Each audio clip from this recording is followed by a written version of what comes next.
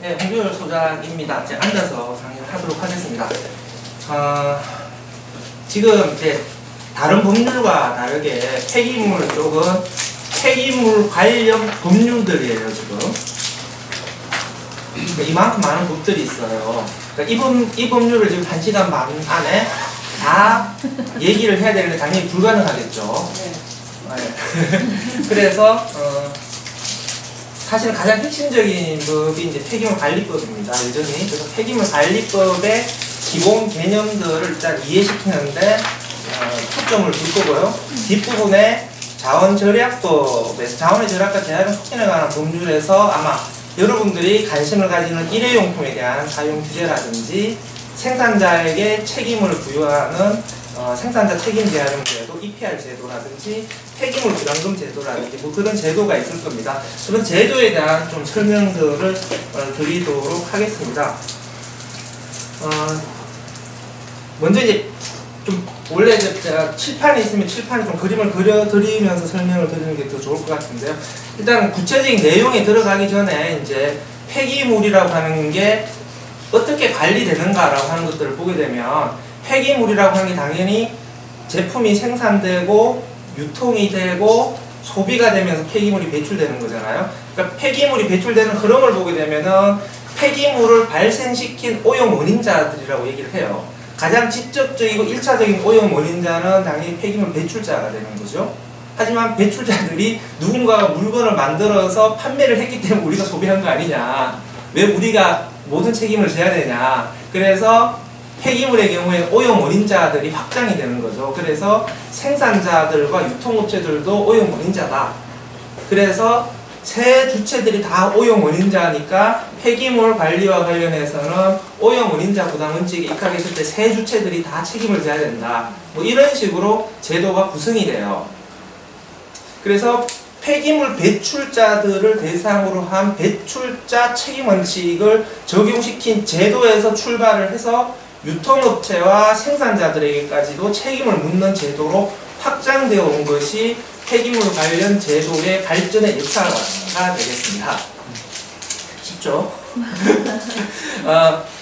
생활 폐기물만을 예로 들었을 때에 야 배출자들이 니들이 배출한 쓰레기를 책임져 라고 하는 제도가 뭐냐면 쓰레기 종량제예요. 그죠? 그러니까 배출한 만큼 돈 내라고 하는 거잖아요. 그래서 폐기물 관리법이라고 하는 것에서 배출자들에게 책임을 부여하는 일단은 폐기물 관련된 관리 기초를 그렇게 놓습니다. 그래서 폐기물 관리법에서는 배출자 책임 원칙에 의거해서 폐기물을 관리하는 제도를 구성을 해요. 그런데 폐기물 관리법에서 배출자들만 관리하는 제도를 운영을 하다 보니 뭔가 한계가 있는 거예요. 그러니까 이거 보니까 이게 일회용품을 나눠주는 건 누구야? 유통업체들이잖아요. 유통업체들도 규제해야 되는 거 아니냐? 그래서 유통업체를 규제를 하기 시작합니다. 그게 바로 일회용품 사용 규제 제도예요. 일회용품 사용 규제 제도라고 하는 것은 제품을 유통하는 업체들이 제품을 소비자들에게 판매를 할 때에 일회용품을 고객에게 나눠주는 행위 자체를 규제를 하는 것이죠. 그래서 자원의 절약과 재활용 촉진에 관한 법률에서 일회용품의 사용을 규제를 하는 제도를 도입을 하게 됩니다. 다음에 더 나아가서 생산자들에게도 쓰레기와 관련된 책임을 묻게 되는 것이죠. 그래서 생산자들에게 재활용과 관련된 책임을 부여하는 제도가 EPR 제도, Extended Producer Responsibility라고 하는 제도, 확대된 생산자 책임 제도라고 하는 건데 우리나라에서는 좀 어색하니까 생산자 책임 재활용 제도라고 하는 제도로 가죠. 그러니까 재활용되는 폐기물에 대해서는 생산자에게 재활용 책임을 부여하는 EPR 제도가 운영이 되는 것이고요. 재활용되지 않는 제품에 대해서는 폐기물의 처분과 관련된 책임을 부여하는 제도가 있죠. 그게 바로 폐기물 부담금 제도라고 합니다. 이렇게 해서 자원의 절약과 재활용 촉진에 관한 법률 그리고 폐기물 관리법에 따라서 배출자, 유통업체, 생산자들을 규제하는 그런 제도를 운영을 하게 됐죠. 그러다가 전기 전자제품 및 자동차의 자원순환에 관한 법률이 떨어져 나옵니다. 그래서 생산자 책임 재활용 제도에서 자동차와 전기전자 제품에 대한 생산자 책임 재활용 제도를 운영하는 별도의 법률을 만들어요. 그게 바로 전기전자 제품에 계속 그냥 자원순환법이라고 얘기합니다. 그래서 그런 전자제품 자원순환법이 떨어져 나오게 되고요. 폐기물 관리법에서 폐기물 중에서 건설 폐기물의 양이 전체 폐기물 발생의 한 반 정도를 차지해요. 그러니까 건설 폐기물의 발생량이라고 하는 게 너무 많기 때문에 건설 폐기물만을 좀 더 특별하게 관리할 필요성이 있겠다 싶어서 이제 건설 폐기물 재활용법이라고 하는 게 또 폐기물 관리법에서 떨궈져 나옵니다. 이런 것들이 이제 폐기물 관리법이 일반법이라고 한다면 이런 법들이 이제 특별법으로서 떨어져 나오게 되지요. 다음에 폐기물의 국가 간 이동에 관한 법률, 바젤 협약을 국내에 이행하기 위해서 만들어진 법률이죠. 폐기물 국가 간 이동법이 만들어지게 되고요. 폐기물 관리법에 따라서 이제 폐기물 처리 시설을 설치하고 운영을 해야 되는데 폐기물 처리 시설이 혐오 시설이기 때문에 주민 민원이 너무 일어나요. 그래서 야, 주민 민원 어떻게 잘 컨트롤하면서 처리 시설 잘 해야 되겠다. 라고 하면서 폐기물의 처리 시설 설치 촉진 및 주변 지역 지원 등에 관한 법률, 폐촉법이라고 하는 법률이 또 폐기물 관리법에서 떨어져 나오게 됩니다. 그게 해서 이제 폐기물 관리법, 자원절약법, 금폐법, 전기자동차 순환법, 국가간 이동법, 폐촉법 이렇게 해서 6개 법이 원래 폐기물 관련된 법률의 기본 뼈대를 구성했고요. 여기에 하나의 법이 더 추가됐죠. 이게 바로 자원순환기본법이라고 하는 법률입니다. 자원순환기본법과 관련된 부분에서 일단 오해, 기본법이라고 하는 것에 대한 오해. 기본법 그러니까 뭔가 있을 것 같잖아요. 아무것도 없어요. 그냥 이름만 기본법이에요. 그리고 법률 체계에서 기본법이라고 하는 법률 이론이 저는 없는 걸로 알고 있습니다. 그냥 헌법 밑에 다 동등한 법인 거죠. 그러니까 기본법이라 그러면 마치 모든 법의 헌법과 개별 법률 사이에서 우리 상위에서 뭔가 개별 법률을 뭔가 통제하는 법률일 것 같은 환상과 기대를 갖고 있는데 법률 이론의 체계에서 그런 게 없는 거죠. 그냥 자원순환 기본법이라고 한 이름만 갖추고서 그냥 다른 법률과 똑같은 하나의 우리 현행 폐기물 관련 법제에서는 특별법의 역할을 갖고 있어요. 근데 왜 기본법이라고 한 이름이 붙였냐? 환경부와 국회 간의 타협의産物입니다. 자원순환 기본법이 만들어질 때 정부에서 법률 행정 입법을 했던 법률의 이름은 자원순환 사회 전환을 위한 자원순환 사회 형성법인가 자원순환 사회 전환을 위한 촉진법인가 이런 법률로 올렸고 유사한 내용을 자원순환 기본법이라고 해서 국회에서 막 발의를 했어요. 그래서 한노위에서 심사하는 과정에서 국회의원들이 이렇게 얘기했죠. 내용에서 이제 국회의원이 딸린 거예요, 밀린 거예요. 그래서 야, 니들 내용은 받아줄게. 근데 우리도 쪽팔리지 않냐? 우리도 뭔가 기여를 해야 되냐? 제목만 우리도 받아줘. 그래서 국회의원이 발의한 자원순환 기본법 제목을 환경부가 받아주고 내용은 환경부 내용으로 채우고 하면서 자원순환 기본법이라고 하는 굉장히 많은 오해를 불러일으키는 법이 만들어지게 됩니다. 어쨌든 자원순환 기본법은 기존의 6가지 법률, 특히 폐기물 관리법의 내용들을 보완해주는 그런 제도들이 자원순환 기본법에서 추가적으로 도입이 됩니다. 배출자들을 규제하는 법률이 배출자 책임에 의해서 쓰레기 종량제 이런 것들 도입되는데 배출자들을 추가적으로 규제하기 위한 2가지 제도가 도입돼요. 그게 소각 매립 처분 부담금 제도. 뒷부분 설명드릴까요? 다음에 자원순환 성과 관리 제도. 라고 하는 배출자들을 규제하기 위한 제도가 추가적으로 더 강화된 법률이 2개가 도입되게 되죠. 그리고 생산자들을 더 규제하기 위한 제도로서 순환 이용성 평가 제도 라고 하는 것들이 도입이 됩니다. 그렇게 해서 이제 7개 자매가 되는 아동바동 잘 살게 되는 그런 법률 집단들이 형성이 됩니다. 자, 그럼 자원순환 기본법을 먼저 보게 되면요, 이런 내용들로 가지고 이런 목표를 실현하겠다라고 내세운 건데 저거 다 무시하시고 핵심적으로 뭘 이해하면 되냐? 자원순환 성과관리제, 처분부담금, 순환이용성 평가, 순환자원 인정제 이 4가지 제도를 이해를 하시면 돼요. 근데 순환자원 인정제는 폐기물관리법의 폐기물의 정의와 연결되는 부분이기 때문에 그거는 폐기물관리법의 폐기물 정의 설명 드릴 때 같이 묶어서 설명을 드리고요. 여기서는 성과관리제, 부담금제, 순환이용평가제 이렇게 도입을 설명을 드리도록 하겠습니다. 자원순환 성과관리제도라고 하는 건 그거예요. 일단은 자 국가 목표를 세우는 거예요. 자 우리 재활용률 몇 프로, 그러니까 10년 뒤까지 재활용률을 몇 프로 올리고 매립률을 몇 프로 낮출 거야 라고 하는 국가 목표를 정하는 거죠. 근데 그러면 이 국가 목표를 어떻게 달성할 거야?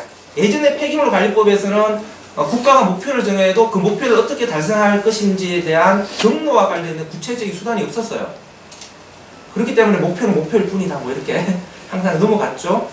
이제 그런 반성에서 야 우리가 목표를 세웠으면은 목표를 구체적으로 달성할 수 있는 뭔가의 수단들이 필요한 거 아니냐. 그 속에서 이제 자원순환. 근데 최종 처분율 개념에서는 배출자가 매립장에 직접 보내게 되면 그걸 직접 매립량이라고 얘기해요. 자 그리고 50톤, 100톤에서 50톤은 직접 매립을 하고 20톤은 소각장에 보냈어요. 근데 소각장에 보내면 소각하고 난 다음에 소각제가 나오죠. 이 소각제를 매립을 해요. 20톤을 소각을 하게 되면 5톤의 소각제가 나와서 5톤을 매립한다고 보게 되면 A라고 하는 사업장에서 소각장을 거쳐서 매립장에 5톤이 들어가게 되는 거죠. 이 5톤을 간접 매립량이라고 얘기해요. 예전에는 이 간접 매립량은 A라고 하는 사업자의 매립률에 포함이 안 됐어요. 근데 지금은 간접 매립량까지도 배출자의 그 지표 산정에 계산하겠다 그렇게 된 거예요. 그래서 A라고 하는 사업장이 기존에 자기들이 지표를 계산할 때 저희는 매립률 50%입니다. 근데 지금은 순환 최종 처분율 개념에서는 매립률 55%가 되는 거죠. 두 번째 순환 이용률의 개념은 자 50톤 매립하고 20톤 소각하고 30톤을 재활용 업체로 보냈어요. 그러면 이전에는 A라고 하는 사업자의 재활용률은 30%예요. 그런데 30톤이 재활용 업체로 들어가게 되면 이 30톤이 재활용 업체에서 다 재활용이 안 돼요. 잔재물이 빠져나와요. 뭐 많게 빠져나오면 막 반이 나오기도 하죠. 일단 계산하기 쉽게 30톤이 갔는데 10톤이 빠져나왔다고 생각해요. 그럼 20톤만 재활용된 거예요. 그럼 순환 이용률은 20%예요.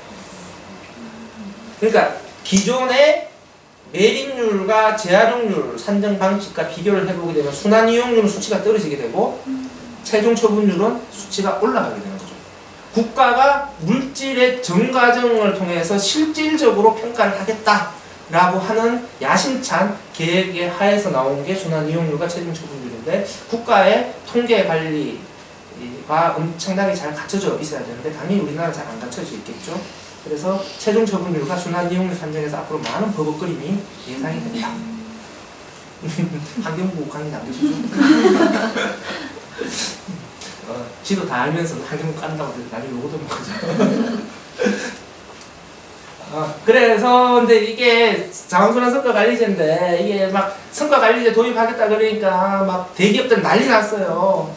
새로운 규제가 도입된다라고 해서 니들 이딴 식의 규제를 도입하면 우리가 법 통과 안 시키겠다. 결사항생하게 되면 환경부가 사업자들하고 타협을 했어요. 그래서 어떻게 타협했냐? 예전에 초안은 국가가 할당된 목표를 달성 못하게 되면 가태로 때리는 걸로 했는데 야 가태로 때리는 것 같은 무시무시한 규제를 하게 되면 우리 잘린다.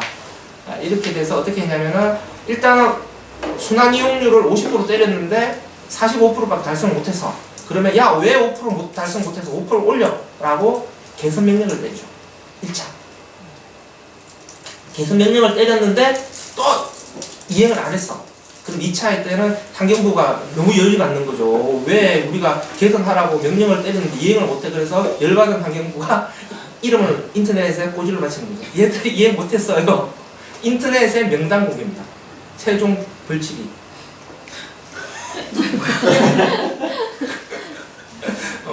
근데 대기업은 이것도 규제 세다고 난리예요. 우리가 얼마나 명예에 집착하는지 알지 않냐 니들이. 우리는 이름이 공개되는 것만으로도 우리는 끝난다. 이것도 막 난리 쳐가지고 제가 볼 때는 환경부도 되게 이거 불편할 거예요. 지금 규제 강화하고 싶었는데 규제 새로운 법을 도입해야 되기 때문에 환경부는 일단 피규제자와 합의한 건데 시간 지나면 그죠? 분명히 강화될 겁니다. 아니면 뭐 시민단체에서 먼저 강화하라고 치고 나가도 되고요.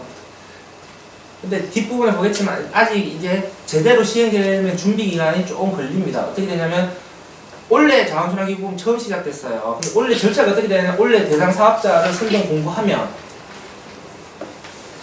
실적 자료를 제출하고 제출받은 실적 가지고 국가가 목표를 부여하고 그 목표에 대해서 실행 계획을 제출하고 그 다음에 이행을 하는 거예요. 그래서 원래 대상 사업자가 선정이 되면 이 사업자는 2020년이 되어야 이제 실행을 하고 2021년이 되어야 제대로 실행했는지가 평가가 됩니다. 그래서 자원순환성과관리제가 효과가 있는지 여부에 대한 제도에 대한 평가는 2021년이 되어야 알 수가 있습니다. 우리 너무 오래 기다려야 돼요. 다음에 이제 순환 이용성 평가인데요. 유해하거나 재활용이 어렵다라고 의심되는 경우에는 제품 순환 이용성 평가를 할 수가 있는데 이거에 대해서도 생산자들이 난리 났어요. 새로운 규제가 도입된다. 그래서 환경부가 또 어떻게 했냐면은 이것도 순환 이용성의 평가 결과 재활용이 안 되는 제품이다. 지금 PVC 랩 같은 거 하고 있어요. 그 짜장면 배달할 때 찍어놓는데 이거 재활용 안 되거든요. 그리고 심지어 다른 애들 재활용하는 걸 방해해요. 그래서 이 PVC 랩에 대한 순환 이용성 평가를 하고 있는데 이제 뭐 그래서 PVC 랩 순환 이용성 평가에서 문제가 있다라고 발하게 되면 환경부가 PVC 랩 생산하는 사업자에게 생산과 수입을 중단하라 라는 조치 명령을 내릴 수가 있어요. 근데 당연히 그 생산자들이 싫다고 하겠죠. 그러면은 평가 결과를 또 공개합니다. 강제적인 조치 수단이 없어요. 그래서 환경부가 자원순환 기본법에서 야심차게 준비했던 규제 사항에 대한 이행 수단은 그냥 인터넷에 명단 공개하거나 결과를 공개하는 이런 상황이 됩니다.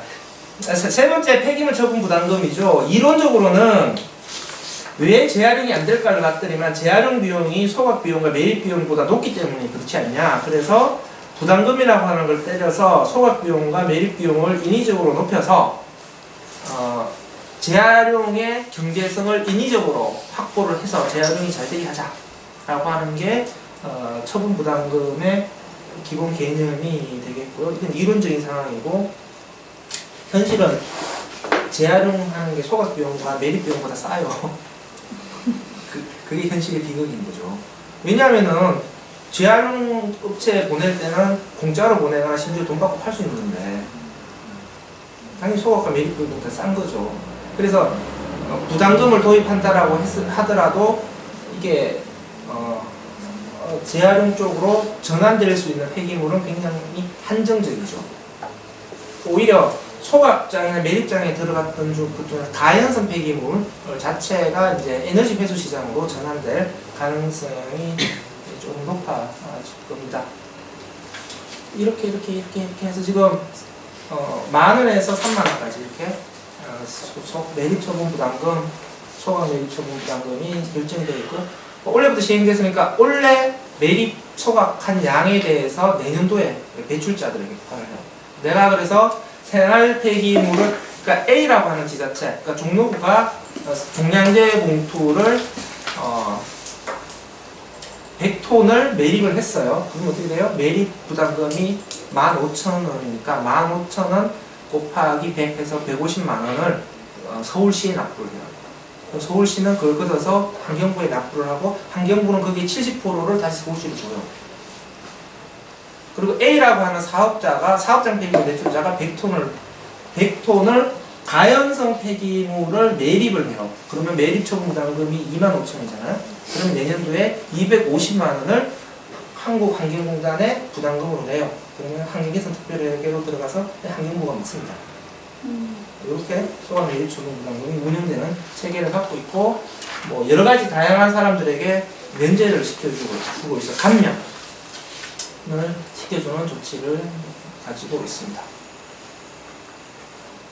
여기까지가 이제 자원순환 기본법의 핵심 8가지 제도가 되겠고요. 자, 이제 폐기물 관리법인데요.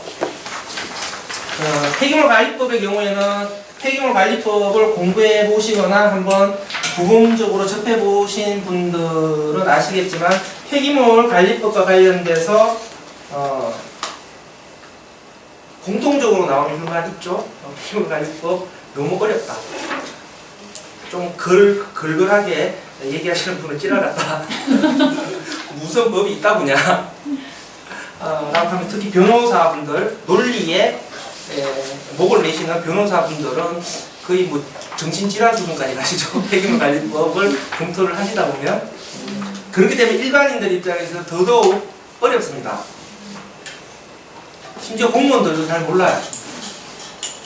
그리고 하도 자주 바뀌기 때문에 저도 잘 몰라요. 그래서 계속 법을 끼고 해당되는 이슈에 대해서 해당되는 조문들을 그때그때 보지 않으면 모릅니다. 근데 그거는 어쨌든 쓰레기 쪽 일을 계속 하실 건 아니잖아요, 전문적으로. 그렇기 때문에 폐기물 관리법의 세부적인 조항 하나하나까지 굳이 외우듯이 아실 필요는 없어요. 필요하면은 나중에 법률을 지적해서 찾으시면 돼요. 폐기물 관리법을 처음 접하실 때에 필요한 것은 뭐냐면 폐기물 관리법의 전체 구조를 이해하는 거예요. 그러니까 전체 구조를 이해하고 왜 저런 구조가 만들어졌는지를 이해를 하시면 나중에 좀 그래서 이런 규정들이 이런 식으로 얘기를 해놨구나 라고 알 수가 있어요. 그럼 조금 더 폐기물 관리법이 쉬워지는데 폐기물 관리법을 이해를 할 때 크게 세 단계로 봐야 돼요. 첫 번째, 폐기물이냐 아니냐. 폐기물이 아니면 어떻게 돼요? 폐기물 관리법 적용을 받지 않죠. 폐기물이면 폐기물 관리법 적용을 받죠. 폐기물이 아닌데 내가 폐기물로 착각했어요. 그래서 폐기물 관리법에 따라서 관리를 했어요. 이건 큰 문제 안 되고 그렇게 관리한 사람이 조금 더 비용을 많이 부담하거나 일을 좀 많이 한 거기 때문에 그 사람한테 조금 뭐 피곤할 수는 있지만 법적으로 문제가 안 돼요. 제일 큰 문제는 뭐냐면 폐기물 관리법에 따른 폐기물인데 자기는 폐기물이 아닌 걸 착각해서 폐기물 관리법 규정을 안 지켰어요. 이렇게 되게 되면 바로 처벌을 받게 되니까 이런 게 문제가 되는 거죠. 특히 사업하시는 분들은 폐기물인데 폐기물 관리법의 규정을 따르지 않게 되면 문제가 되니까 폐기물이냐 아니냐라고 하는 것에 대한 판단은 굉장히 중요한 문제가 되고 한국 사회에서 20년 이상 정부와 폐기물 재활용 사업자 간에 엄청난 논쟁이 벌어지고 있는 중이고 자원순환기본법을 둘러싸고 한 4, 5년 정도 재활용업계, 고물업계와 환경부가 거의 전쟁 수준의 싸움들을 벌렸어요. 그래서 봉합을 시켜가려고 했는데 또 이제 환경부가 폐기물 관리법에 따라 폐기물 정의를 건드린다고 해서 아까 박종훈 교수님이 나가면서 한숨을 푹 쉬시더라고요. 두 번째, 폐기물이면 이게 어떤 폐기물이냐? 폐기물 종류를 알아야 돼요. 왜냐? 폐기물 종류에 따라서 폐기물의 관리 방법이 완전히 달라지게 됩니다. 그래서 이게 어떤 폐기물이냐? 그리고 폐기물의 종류를 구분하는 여러 기준들이 있는데 폐기물 관리법에서 가장 핵심적인 분류 기준이 있어요. 이게 사업장 폐기물이냐 생활 폐기물이냐 이게 제일 중요해요. 액상 폐기물이냐 고상 폐기물이냐 무기성 폐기물이냐 유기성 폐기물이냐 가연성 폐기물이냐 불연성이냐 뭐 이런 무상 구분법이 있는데 이런 구분법보다 제일 상위의 가장 중요한 부분은 생활 폐기물이냐 사업장 폐기물이냐의 구분이 제일 중요합니다. 폐기물 관리법에서 왜 그걸 가장 중요한 구분 원칙으로 삼게 되었느냐, 그러니까 이걸 먼저 이해를 하셔야 되는 거죠. 왜냐하면은 책임 부채 때문에 그래요. 누가 책임질 거냐 폐기물에 대해서. 생활 폐기물은 지자체 책임이에요. 그래서 우리가 조금 잘못을 하더라도 사실은 그 폐기물 관리법의 궁극적인 책임은 지자체가 갖고 있어요. 근데 사업장 폐기물은 배출자 책임이죠. 그러니까 사실은 사업장 폐기물로 분류가 되어버리면 그 폐기물 배출자에게 부여되는 책임과 의무는 생활 폐기물로 분류되는 것에 비해서 상상할 수 없을 정도로 높아지죠. 비용도 많이 부담해야 돼요. 그래서 이 경계선상에 있는 사람들은 이제 생활 폐기물로 빠져나가고 싶은 거죠. 그래서 생활 폐기물과 사업장 폐기물의 이 경계를 어떻게 잡아줄 거냐 라고 하는 것이 있는 거죠. 마지막에 이제 법률 종류가 정해지게 되면 이것을 어떻게 처리할 거냐. 그래서 폐기물의 처리 기준, 폐기물의 관리 주체, 처리 시설의 관리, 폐기물 처리업의 규정, 그리고 폐기물 처리업자들이 나쁜 짓 못하게 어떻게 2중 3중으로 꼼꼼하게 관리를 할 거냐, 처벌할 거냐, 뭐 이런 거죠. 폐기물 관리의 수준으로 가게 되면은, 물론 폐기물 여부부터 시작해서 폐기물 관리법에 전반적으로 깔려있는 정신은 뭐냐면은, 공무원들의 히스테리예요. 무슨 히스테리? 폐기물을 취급하는 놈들은 무조건 모조리 나쁜 놈들이다. 바늘 구멍 조그마한 틈만 허용해줘도 저 머리 좋은 놈들은 규제를 피해 나갈 방법으로 해서 다 피해 나갈 거다.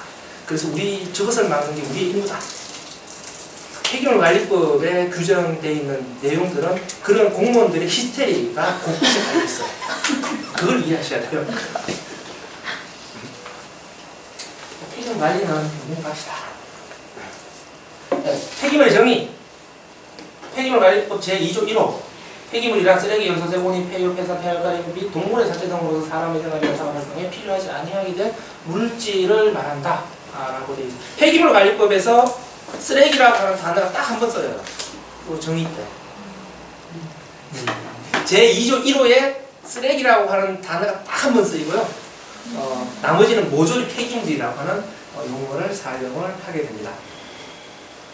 그런데 앞에 등등등등 이거는 전혀 신경 쓰지 마시고 핵심 정의는 필요하지 아니하게 된 물질을 말한다라고 하는 거죠. 필요하게 아니하게 된 물질, 좀 고상하게 표현하면 불용성. 물질적으로서 불용성이라고 하는 성질을 가지고 있는 물질을 폐기물이라고 본다는 거죠. 그런데 이 불용성이라고 하는 성격은 두 가지 측면에서 볼 수 있다는 거죠. 주관적 의미의 불용성, 객관적 의미의 불용성이라고 봅니다. 객관적 의미의 불용성이라고 하는 것은 저거 필요 없는 물질이고 폐기물로 관리해야 된다라고 하는 것에 대해서 쉽게 합의가 가능한 물질을 말해요. 그러니까 되게 객관적으로 저건 쓰레기야 라고 하는 것에 대해서 그냥 쉽게 그냥 다툼의 여지가 거의 없는 어떤 거? 가령 수술하고 암 환자 수술하고 나서 암덩어리를 적출했어요. 저건 소중한 자원이야. 저건 왜 폐기물로 규정해? 라고 얘기하는 사람은 아무도 없어요. 저거 폐기물로, 저거 유해 폐기물이니까 엄격하게 잘 관리해야 돼. 이렇게 정부가 얘기하면 다 박수치고 맞아 더 엄격하게 이렇게 얘기할 거잖아요. 그래서 유해 폐기물 같은 경우에는 객관적 의미의 불용성이 인정돼요. 그냥 저건 폐기물이야. 저거 가지고 아무 폐기물이냐 아니냐, 저거 자원이냐 이거 가지고 아무도 안 싸워요. 물론 태반 가지고 싸울 수 있어요. 근데 두 번째 주관적 의미의 불용성이 문제가 되는 거죠. 보는 관점에 따라서 유용성 여부가 달라져요. 나한테는 필요 없는데 다른 사람한테 필요해 이게. 그럼 이걸 폐기물로 볼 거냐 폐기물로 안 볼 거냐, 이런 다툼이 벌어지게 되죠. 그랬을 때에 우리나라의 경우에는 제가 알기로는 대법원 판례에서 정해놓은 기준을 우선적인 판단 기준으로 삼습니다. 제가 이쪽 손을 놓은 지가 조금 몇 년 됐는데 그 전까지 대법원 폐기물과 관련된 대법원 판례가 6개가 있었어요. 그 중에서 1호 판례가 이제 중요한 건데 그 1호 판례가 돈지 사건이라고 얘기해요. 돼지기죠. 네? 돈피 가공 공장, 돼지털 가공 공장. 돈피 가공, 돼지 가죽 가공 공장에서 돈지가 나온 거예요. 돼지 가죽을 가공하는 과정에서.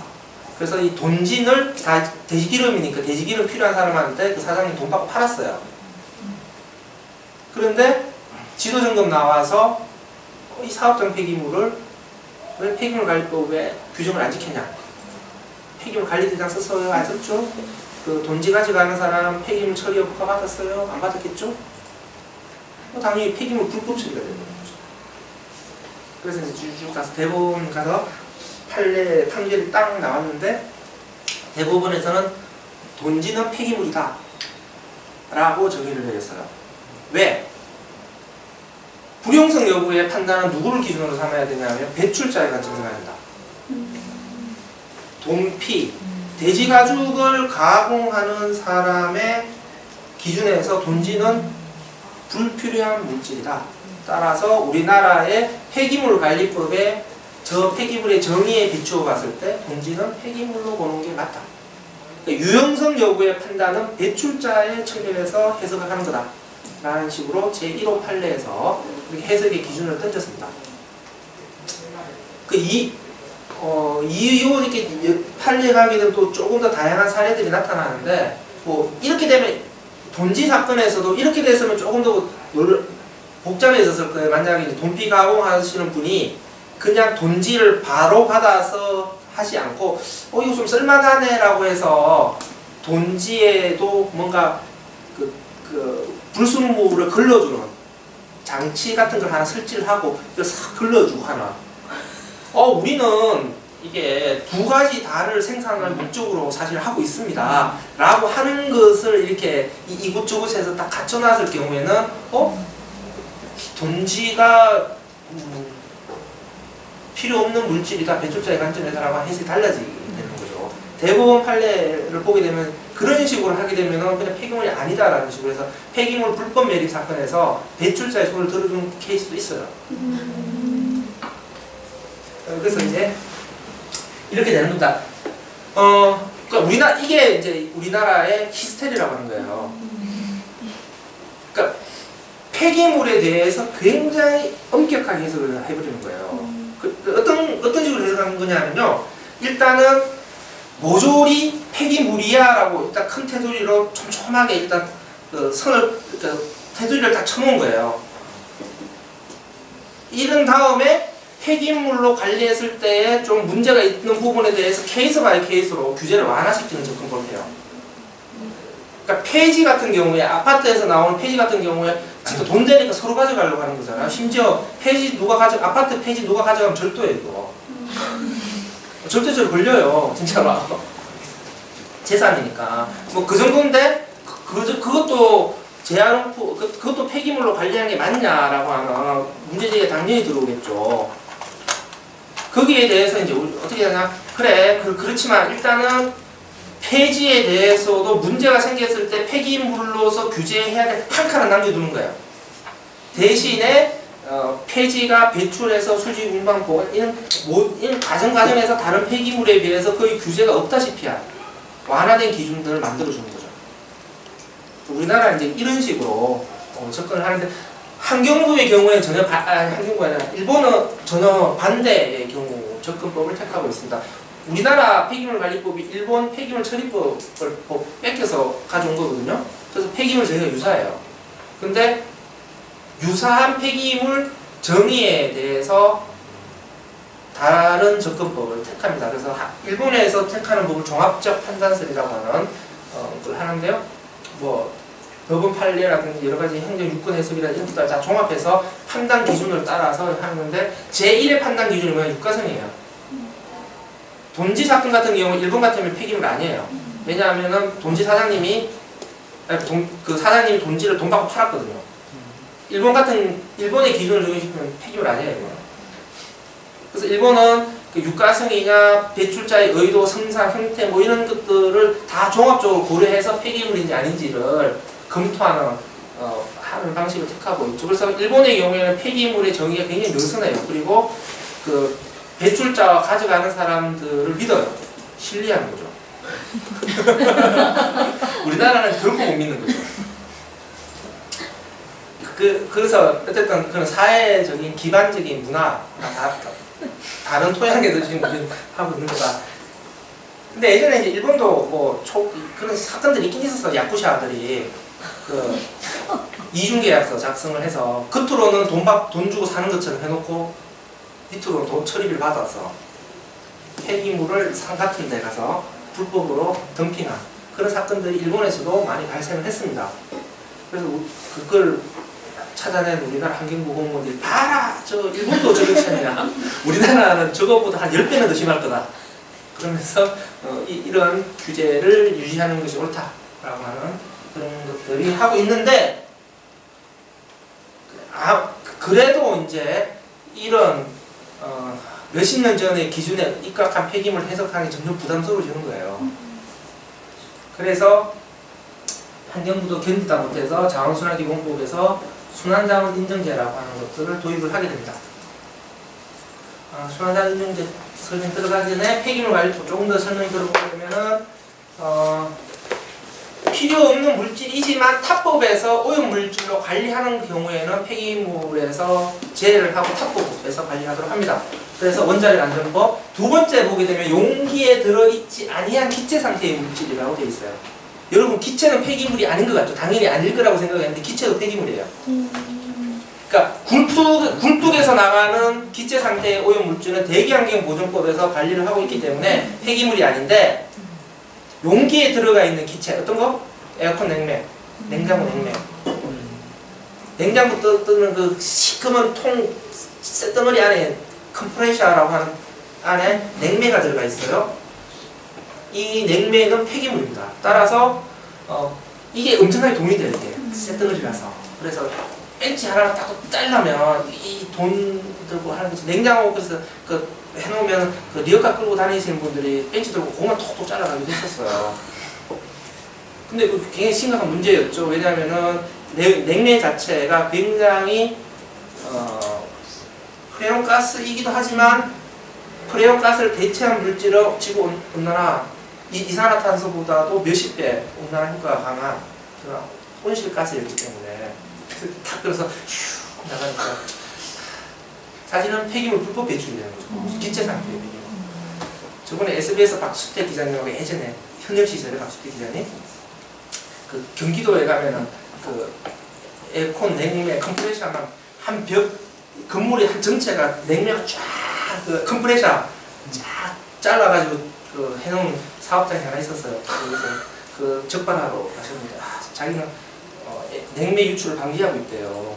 어떻게? 벤치로 자르면 여기 자동으로 끝이 물려가지고 냉매가 안 나가. 뭐 이런 말도 안 되는 얘기 이런 한 적이 있습니다. 어쨌든 자 용기에 들어가 있을 경우에는 기체 상태의 물질도 폐기물 될 수 있다. 그렇죠? 다음에 폐수, 가축분뇨, 하수분뇨. 다음에 가축전염병 예방법. 6번이 이제 중요한데요. 6번 같은 경우에 가축전염병 구제역이라든지 AI라든지 이런 거 하게 되면 어떻게 우리나라는 뭘 해요? 매몰 처리를 하잖아요.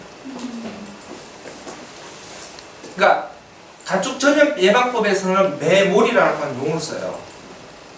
쓰레기 폐기물 관리법에서는 매립이라고 하는 용어를 쓰죠. 그러니까 그러니까 아까 제 폐기물 관리법 폐기물의 정의에서 분명히 동물의 사체라고 하는 용어가 들어가 있었죠. 동물의 사체는 폐기물 관리법에서 중요하게 보는 폐기물 중에 하나예요. 그러니까 그 폐기물을 가축전염병 예방처럼 땅 파서 비닐 한 장 깔고 집어넣고 묻어놓고 가스 빠져나갈 수 있는 파이프 하나 박아놓는 이거는 폐기물 관리법에서의 매립시설 설치 기준에 비교해 봤을 때 말도 안 되는 짓거리예요. 그런데 자 가축 전염병이 발생했을 때 가축의 이동을 막는 게 공익이 큰 거냐 아니면은 가축을 이동시키되 폐기물 관리법에 따라서 적정하게 폐기물을 관리하는 게 사회적 이익이 큰 거냐를 비교해 봤을 때 전염병 확산을 막는 것이 사회적으로도 더 필요한 일이다 라고 본 거기 때문에 가축 전염병 관리의 경우에서는 폐기물 관리법에서의 폐기물 관리의 원칙과 기준을 희생시킨 거죠.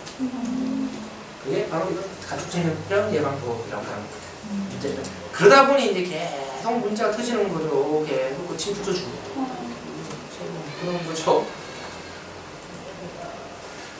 자 이제 순환자원 인정제인데요. 순환자원 인정제는 그러니까 유해하지 않고 유가성이 있고 뭐 이런 기준들을 정하게 되면은 그러니까 순환자원 폐기물에서 순환자원을 인정을 하게 되고 순환자원 인정을 하게 되면 폐기물이 아닌 걸 받는다는 거예요. 자원순환기본법이 특별법이잖아요. 그래서 특별법에서 폐기물 관리법의 폐기물에서 벗어나게끔 이런 뭐라고 하나 면책이라고 해야 되나 하여튼 뭐 그런 조항을 둔 거예요. 그런데 어떻게 해야 되냐면 개인, 법인, 단체가 신청을 해야 돼요. 개별 끈끈 인정해요. 자 예를 들면은 하이트하고 오비가 있다고 봅시다. 그러면은 오비가 발음이 쉬우니까 자 오비가 맥주를 만들고 나면은 맥주 만든 술찌꺼기가 남죠. 그 주정박이라고 얘기합니다. 그러니까 술찌꺼기는 굉장히 사료나 퇴비 원료 좋아요. 그런데 폐기물 관리법에서 이 주정박은 식물성 잔재물이라고 하는 폐기물로 분류가 됩니다. 사업장 배출 시설에 의해서. 그러니까 이 주정박을 퇴비회사에 보내서 비료로 만들겠다라고 하면 어떻게 돼요? 폐기물 관리법 따라야 돼요. 그래서 이 비료회사는 폐기물 재활용 허가를 받아야 돼요. 왜냐면 폐기물을 가져가서 재활용을 하니까. 그런데 그 비료회사가 자기가 사용하는 원료가 폐기물이 일부분이고 나머지가 이거면 요거 받으려고 재활용 허가 받고 막 규제받는 게 귀찮을 수도 있잖아요. 그래서 오히려 불편을 초래할 수 있다. 이런 경우에 오비가 순환자원 인증을 신청해요. 그래서 순환자원 인증을 받아요. 그러면은 오비 공장에서 배출되는 주정박에 대해서는 순환자원으로 인정해줘요. 그 폐기물이 아니에요. 그러니까 그냥 아무 퇴비회사나 막 보낼 수 있어요. 이게 이제 순환자원 인정이죠. 근데 하이트의 주정박과 오비의 주정박 똑같은 성상이에요. 하지만 하이트는 신청을 안 했기 때문에 하이트는 폐기물, 오비는 순환자원. 이렇게 되는. 그리고 그다음에 단체가 신청을 할 수 있어요. 그래서 주류협회가 주류 업체들을 대신해서 단체로 우리 주정박은 순환자원으로 인정해 주세요라고 신청을 할 수가 있는데 단체가 신청을 하더라도 개별 현장 심사는 개별 업체별로 다 받아야 돼요. 순환자원, 그러니까 폐기물이냐 아니냐 이거 가지고 어디가 제일 민감하냐면 고물상이 제일 민감해요. 폐지 고철은 우리나라에서 여전히 폐기물이잖아요. 그죠?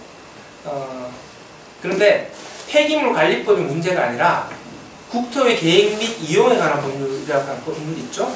그 법률에 보게 되면은 주거지역과 상업지역 이렇게 지역을 용도를 구분하고 이 용도의 행위 제한을 하잖아요.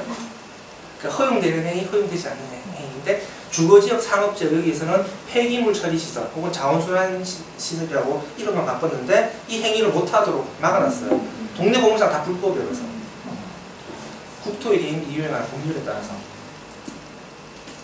폐기물 관리법에서는 시설 면적 기준으로 해서 서울시 같은 경우에 1000제곱미터 미만인 경우에는 허가를 받지 않고도 업을 할 수 있도록 풀어놔줬고 1000제곱미터가 넘어가게 되더라고요. 그리고 광역도, 경기도 같은 경우에는 2000제곱미터가 넘어가게 되면은 폐기물 처리 신고라고 하는 허가를 의무적으로 받아야 돼요. 그런데 주거지역에 있는 사람들은 신고서를 제출하게 되면은 탑보 저축률도 걸려버려요. 주거지역에 있을 경우에. 그래서 신고를 못해요. 그리고 하여튼 여러 가지, 그러니까 폐지 고철이라고 하는 것이 폐기물로 분류가 되기 때문에 여러 가지 탑법에서 행위 제한과 관련된 부분들이 굉장히 많은 받는 거죠. 그러니까 고물상들이 수고사업이 폐지 고철은 쓰레기에서 빼달라, 폐기물이 정해서 빼달라 라고 이제 노래를 한 거예요. 그래서 자원순환 기본법 제정을 둘러싸고 고물업계와 환경부가 엄청나게 싸움을 한 거죠. 싸움을 한 건데 그래서 이걸로 환경부가 달랬고 고물상 업체들 넘어갔어요. 넘어갔는데 막상 운영을 하다 보니까 이상하게 발견된 거지. 난 처음부터 예측했었는데 고물상 아저씨는 제 말은 전혀 안 듣기 때문에 환경부 때는 노동학자로 분류돼요. 뭐냐면은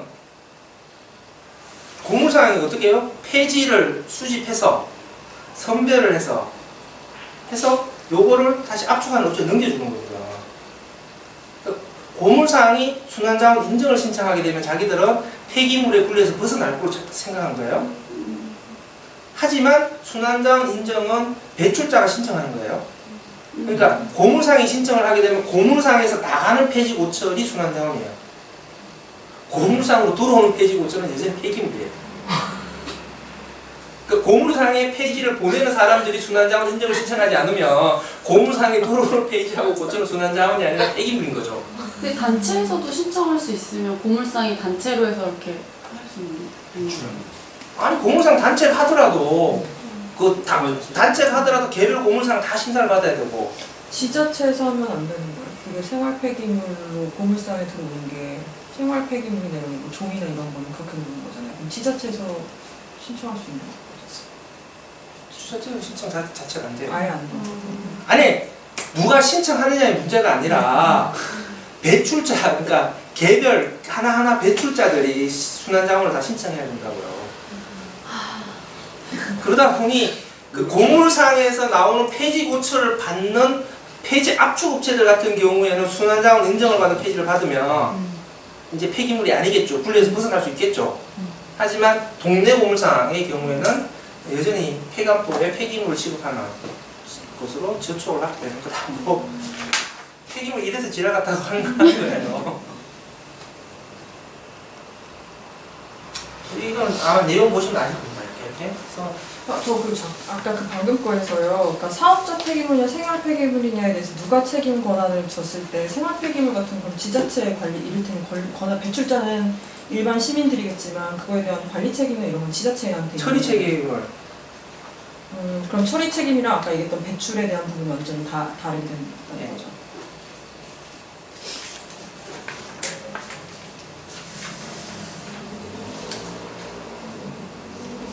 오케이. 이렇게 해서 이제 넘어갈 수 있다. 세 번째 폐기물 종류. 폐기물의 종류는 생활 폐기물과 사업장 폐기물로 구분이 됩니다. 그리고 이 사업장 폐기물은 일반 폐기물, 건설 폐기물, 지정 폐기물. 그리고 이렇게 해서 쭉 분류가 돼요. 이런데 생활 폐기물은 지자체가 처리 책임의 주체가 돼요. 사업장 폐기물은 배출자가 처리 책임의 주체가 돼요. 그렇기 때문에 생활 폐기물로 분류되냐, 사업장 폐기물로 분류되냐가 굉장히 중요하다고 했죠. 그래서 법에서는 이제 정의를 내리고 있습니다. 생활 폐기물이란 무엇일까? 뭘까요? 생활 폐기물이란 폐기물 관리법에서 어떻게 정의를 내리고 있을까요? 쓰레기. 예? 에이.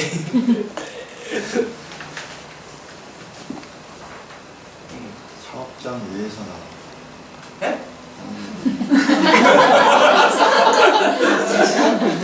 제가 무리한 질문을 던졌다 생각이 돼서 우리 폐기물 관리법에서 생활 폐기물이나 사업장 폐기물 외 폐기물을 말한다. 그렇게 말씀하시네요. 네. 사업장 폐기물 외 폐기물을 말한다라고 그냥 심플하게 정리를 해놨어요. 그래서 그냥 사업장 폐기물만 정의를 내리면 그 외 폐기물은 다 생활 폐기물이 되어버립니다.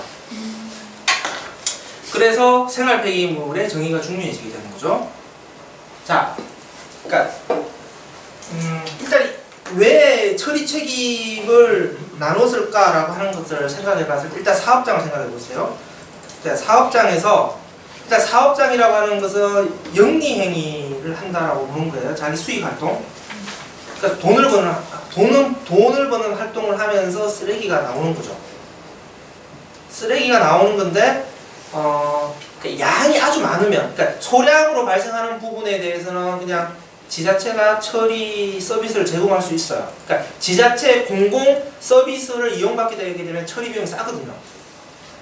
그런데 지자체 입장에서 봤을 때, 야, 니들이 돈 벌려고 영리행위 활동을 하면서 쓰레기가 이만큼 나오는데 이거에 대해서는 지자체가 치워주기 힘들지 않냐 라고 하는 생각이 당연히 들겠죠. 그래서 양기준이 들어갑니다. 양기준.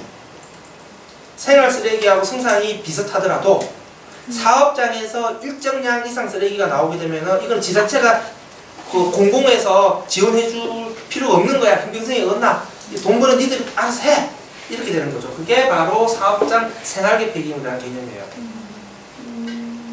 1일 평균 300kg의 쓰레기를 사업장 생활계로 분류합니다. 1일 평균. 1년을 기준으로 해서 1일 평균을 봅니다. 그래서 하루는 뭐 500kg 나오고 하루는 10kg 나오고 이딴 거 중요하지 않습니다. 평균이 중요한 거죠. 그러면 300kg이 넘느냐 안 넘느냐 누가 관리하냐? 배출자 양심이죠. 지자체가 그 일일이 저울 들고 체크하지는 못할 거 아닙니까? 그래서 대략적으로 실제 엄격하게 따지면 빠져나가는 사업장도 많아요 지금. 서울시 25개 지자체 사업장 생활계 폐기물 배출자 신고된 거 관리되는 리스트 쭉 보게 되면 이상한 거 많아요. 서울시도 각 구청들도 그냥 기존에 자기들이 관리하던 것만 관리해요. 그러나 어쨌든 기준이 어쨌든 300kg 평균이라고 하는 개념이 적용되어 있기 때문에 그렇습니다. 그래서 가정에서 나오는 생활 쓰레기와 성상이 유사한 것으로서 1일 평균 300kg이 넘어가는 사업장에서 배출되는 것은 사업장 생활계 폐기물로 일단 분류를 합니다. 다음에 배출시설계 폐기물이라고 하는 것은 그냥 이때 배출 시설이라고 하는 것은 대기오염 물질, 수질오염 물질, 폐기물 뭐 등등 환경 관련 법률에서의 환경 기초 시설들을 다 배출 시설로 규정을 해놨어요. 그래서 그 시설이 설치된 사업장에서 시설의 설치로 인해서 배출되는 폐기물이다 라고 정의를 내리는데 그거 그냥 딱 기억하면은 힘들잖아요. 그냥 공장에서 기계 돌릴 때 나오는 폐기물이라고 쉽게 이해하셔도 무방합니다. 왜냐하면 우리나라에서는 기계가 설치되면 당연히 뭐든지 하나는 배출시설이 붙게 돼 있어요. 그래서 그 기계 돌리면서 나오는 폐기물들은 다 배출시설계로 분류가 돼요. 근데 삼성전자를 한번 예로 들어보게 되면 수원에 삼성전자에 보게 되면 삼성전자는 사무실도 있고 기숙사도 있고 냉장고 만드는 공장도 있어요. 그럼 그 공장에서 나오는 건 배출시설계예요. 사무실하고 기숙사에서 나오는 거는 사업장 생활이에요. 그러니까 배출시설계 폐기물의 배출 사업장이라 하더라도 그 배출 사업장 외의 폐기물은 또 사업장 생활계로 분류를 해줍니다. 근데 지자체 그런 대규모 사업장 귀찮으니까 그냥 다 배출시설계로 뭔가 그냥 일괄 처리해보기도 해요. 그다음에 이게 이제 사업장 일반 폐기물 개념이고요. 원래는 건설 폐기물도 이제 일반 폐기물에 분류가 됐었는데 이제 건설 폐기물이 양이 워낙 많으니까 이제 따로 떨어져 나온 건데 건설 폐기물은 일단은 건설공사에서 나오는 폐기물일 거 아니에요? 그럼 어떤 걸 건설공사로 볼 거냐? 건설사는 기본법에 따른 건설공사에서 발생된 폐기물로서 건설공사의 시작과 건설공사의 끝까지 기간에서 발생되는 쓰레기 총량이 5톤이 넘어갈 경우 세 가지죠. 건설사는 기본법에 따른 건설공사의 끝. 그 다음에 두 가지구나. 건설공사의 시작과 끝을 따졌을 때에 5톤이 넘어갈 거. 그러니까 왜냐하면 건설공사가 12월에 시작해서 3월에 끝날 수도 있잖아요. 그때 12월 달에 4톤이 발생하고 3월 달에 6톤이 발생했어요. 우리 4톤, 2톤이니까 건설 폐기물이 아니네 이게 아닌 거죠. 그러니까 총 6톤이 발생한 거니까. 그러니까 건설 폐기물로 분류가 되는 거예요. 그럼 4톤 900kg 나오면 공사장 생활 폐기물로서 생활 폐기물로 분류가 됩니다. 인테리어 업체들 이사할 때 집 고치잖아요. 그죠? 그때 막 큰 콘크리트도 나오고 문짝 뜯은 것도 나오고 그러잖아요. 그런 것들은 5톤이 안 넘어가게 되면 그냥 공사장 생활 폐기물로 분류가 됩니다. 다음 세 번째로는 지정 폐기물이에요. 지정 폐기물은 그냥 유해 폐기물을 말합니다. 근데 왜 지정이라고 하는 용어를 쓰냐면 그린워싱 같은 개념이에요. 유독 폐기물이라는 용어를 쓰게 되면 사람들이 거부감을 가질까 봐서 일부러 순화된 지정. 유해하기 때문에 지정해서 특별하게 관리할 필요가 있는 폐기물을 의미한다. 그래서 유독 폐기물이다 라고 하는 것들이라고 보시면 되고요. 지정 폐기물은 크게 의료 폐기물과 기타 지정 폐기물로 분류가 된다. 의료 폐기물은 워낙 특성이 강하기 때문에 별도로 뺐는데요. 의료 폐기물은 당연히 의료기관에서 나온 것일 테고 의료기관에서 의료행위와 관련된 과정에서 배출된 폐기물이죠. 의료행위라고 하는 건 뭐예요? 환자의 몸에 접촉했거나 환자의 몸에서 끄집어낸 폐기물이에요.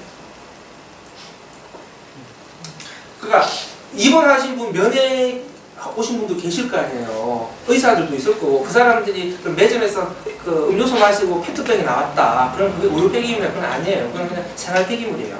그리고 그 병원이 평균 300kg 넘어가는 건 사업장 생활계 되는 거예요. 그러니까 환자 몸에 환자의 진료 과정에서 환자 몸에 접촉을 해야 돼요. 그러니까 주사기, 그다음에 주사기한테 탈취면 이런 게 다 의료 폐기물이 되는 겁니다. 링거 있죠, 링거, 수액백, 수액, 링겔. 링겔이 어떻게 돼요? 수액이 들어가 있는 백이 있고 이 백에 수액 세트라고 하는 수액 줄이 형성되어 있죠. 연결되어 있죠. 뗐다 붙였다 할 수 있어요. 쭉 떼고 끝에 바늘 있고 집에 들어가죠. 환자 몸에 접촉한 건 이 바늘이잖아요. 그래서 이제 수액 다 맞고 나서 다 뗄 때 간호사가 귀찮아가지고 이거를 한꺼번에 했어요. 그러면 바늘하고 일체 연결되어 있기 때문에 이 전체가 의료 폐기물이에요. 하지만 간호사가 꼼꼼해서 두 개를 뗐어요.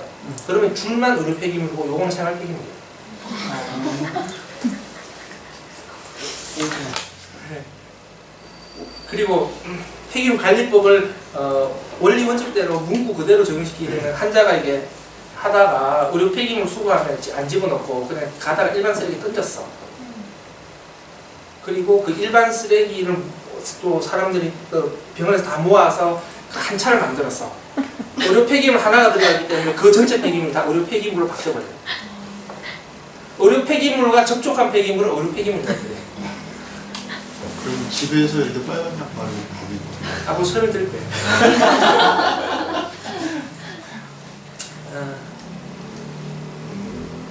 갑자기 질문 훅 들어오면 제가 설명하는 거예요. 그래서 의료 폐기물은 그래서 일단은 환자의 몸과 접촉한 거. 그러니까 의료 폐기물 배출 기간으로 적용된 의료 기관들이 있어요. 근데 그냥 병원하고 의원이다 이렇게 그냥 이해를 하시면 돼요. 되게 막 노인 요양시설, 뭐 군부대, 의무소 뭐 이렇게 되게 많아요. 많은데 어쨌든 크게 병의원이 전체 의료 폐기물 발생량의 90% 이상 다 차지하고 있잖아요. 그렇게 보시면 돼요. 나머지는 그거예요. 유해성을 기준으로 해서 유해성에 해당되면 다 폐기물로 보는 거죠. 그래서 아예 중금속이나 유해화학 물질이 많이 들어가 있거나, 그다음에 폭발성이 있거나, 인화성이 있거나, 부식성이 있거나, 뭐 이런 유해성 특징들이 있어요. 이 특징들을 가지고 있는 폐기물들을 지정 폐기물이라고 얘기합니다. 그래서 지정 폐기물, 유해성 특성과 관련해서 저걸 보자마자 무조건 폐기물이야, 지정 폐기물이야라고 바로 인정할 수 있는 거죠. 부식성, 폐산, 폐알칼리, 그다음 인화성, 폐유, 뭐 폭발성, 화약, 뭐 이런 거, 이런 것, 그다음에 폐유기용제, 뭐 이런 것들은 그냥 배출되는 상태를 보고 바로 지정 폐기물이에요. 그런데 유독성 같은 경우에는 어떤 거냐면 법에서 기준이 정해져 있어요. 침출, 근데 물에서 녹아서 나오는 정도를 뜻하는 게 있어요. 그렇게 해서 이제 그게 중금속이라든지 이런 기준들이 유독성 기준을 넘어가면 지정 폐기물, 넘어가지 않으면 배출시설계로 분류돼요. 그러니까 소각제, 광제 뭐 이런 거 있잖아요. 주물사 뭐 등등 이런 불연성 폐기물들 같은 경우에는 테스트를 해봐가지고 중금속이 기준 이상으로 용출되어 나오면, 이 용출 여부는 뭐냐, 사실 매립을 기준으로 생각하는 거예요. 매립장에 묻었을 때 침출수로 중금속이 얼마큼 빠져나올까 라고 하는 것들을 기준으로 보는 거예요. 그렇게 해서 기준 이상으로 용출이 나온다라고 하게 되면 그건 지정 폐기물로 분류가 되는 거고, 중금속이라든지 유해 물질의 종류가 기준 미만이다라고 보게 되면은 이제 배출 시설계로 일반 폐기물로 보는 거죠. 그래서 배출 장소에서 쓰레기 종류만 보고서 바로 지정 폐기물이라고 지정되는 경우가 있고, 시험을 해봐야 알 수 있는 지정 폐기물이 있고, 이렇게 두 개 구분됩니다. 자, 그렇게 해서 이제 생활 폐기물과 사업장 폐기물로 구분되는데, 자, 아까 질문하신 거죠. 우리나라에서는 사업장 폐기물이나 생활 폐기물이냐를 볼 때 성상을 1차 기준으로 보는 것이 아니라 배출 장소를 1차 기준으로 봅니다.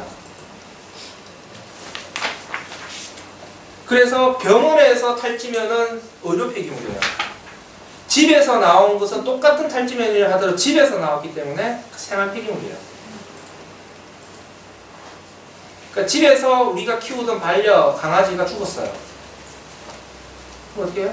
뭐예요, 그거는? 생활 폐기물 어떻게 처리해야 돼요? 종량제 봉투에 넣어서야 됩니다. 괜히 뒷산에 묻으시면 어떻게 돼요? 그 폐기물 불법 매립이에요. 그래서 제가 항상 강의 나갈 때 얘기합니다. 우리 강아지 뒷산에 묻더라도 편만은 세우지 마라. 누가 묻었는지 뭐 불법 매립 사실을 공표하는 게 되는 거다. 그래서 조용히 묻으시라 라고 얘기를 합니다. 어쨌든 폐기물 관리법상 폐기물, 생활 폐기물 불법 매립이 되버려요. 동물병원 가서 동물병원에서 죽었어요. 의료기관이기 때문에 의료 폐기물이에요. 물론 뭐 예조항도 있긴 하지만 일단 원칙은 그런 거예요. 그 폐 배터리, 자동차 납 배터리 있죠. 납 배터리 같은 경우는 안에 황산이 들어가 있거든요. 황산이 들어가 있기 때문에 납 배터리는 폐산으로 분류가 됩니다. 폐기물 관리법에서. 그래서 자동차 정비업소에 가서 그 배터리를 갈았어요. 자동차 정비업소는 사업장이기 때문에 자동차 정비업소에서 나오는 납 배터리는 폐산으로서 지정 폐기물이 돼요.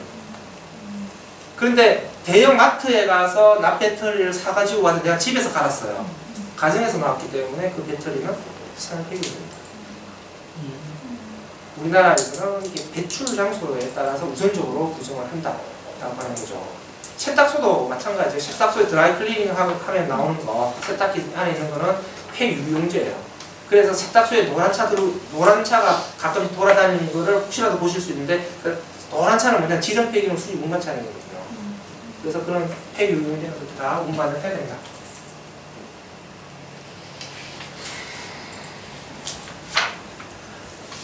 자, 이제 폐기물의 종류가 결정이 되었습니다. 그러면은 그 종류에 맞게서 폐기물을 처리를 해야 돼요. 그랬을 때 폐기물의 처리라고 하는 게 과연 뭐냐라고 하는 거죠. 처리의 개념.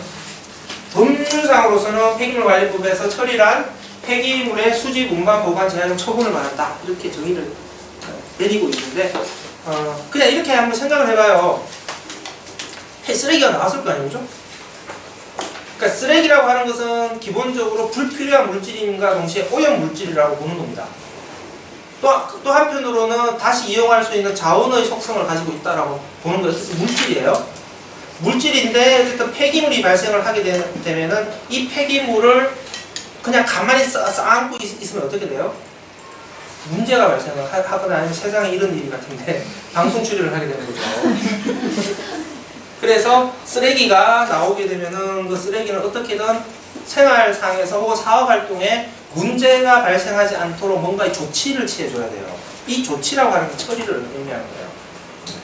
그 조치라고 하는 게 일단은 어딘가 가져가야 되는 거예요. 이게 수집인 거고. 그럼 가져가서 어떻게 처리할 거냐? 두 가지 방법이 있는 거예요. 문제가 없게 처리할 수 있는 방법이 불필요한 물질이라고 얘기했는데 이걸 다시 필요한 물질로 전환시켜 쓰는 행위니까 써난 행위가 일어날 수 있죠. 이걸 재활용이라고 보는 거예요. 그래서 필요한 물질을 재활용이라고 하는 과정을 통해서 필요한 물질로 전환시켜 버렸어요. 그래서 재활용을 거쳐서 나오게 된 것은 필요한 물질로 전환되기 때문에 폐기물의 지위에서 벗어나게 되는 겁니다. 그런데 다시 이거를 필요한 물질로 바꾸는 게 기술적으로나 경제적으로 불가능해요. 그러니까 이런 경우는 어떻게 해요? 최종적으로는 격리시켜 버리는 겁니다. 그걸 최종 처분이라고 해요. 최종 처분이라고 했을 때는 그냥 매립을 의미합니다. 예전에는 최종 처분 방법이 두 가지가 있었어요. 우리나라가 해양 배출하고 매립하는 거. 그런데 해양 배출이 법적으로 금지되어 버렸기 때문에 지금은 사실상 최종 처분이라고 하는 법적 용어를 사용하게 되면 그건 바로 매립을 뜻하는 용어가 되는 겁니다. 그래서 다시 가공을 해서 필요한 물질로 전환시켜서 폐기물의 지위에서 벗어나게 만들어주거나 그 물질을 땅에 격리시켜서 더 이상 인간 생활에 영향을 미치지 못하게 만들어주거나 이게 폐기물 처리라고 보는 거예요. 그런데 이제 소각이라고 하는 건 그건 뭐냐?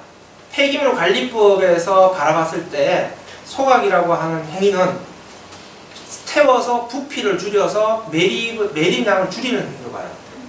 그래서 매립으로 가는 중간 단계로 보는 겁니다. 그래서 중간 처분이라는 용어를 써요. 그러니까 쓰레기를 탈 수 있는 쓰레기를 태운다라고 하는 행위를 한번 봤을 때요. 우리가 봤을 때는 쓰레기를 태운다라고 하는 행위는 동일한 행위예요. 동일한 행위에 대해서 폐기물 관리법에서는 어떻게 보냐 하면은 그 태우는 의도가 뭐냐?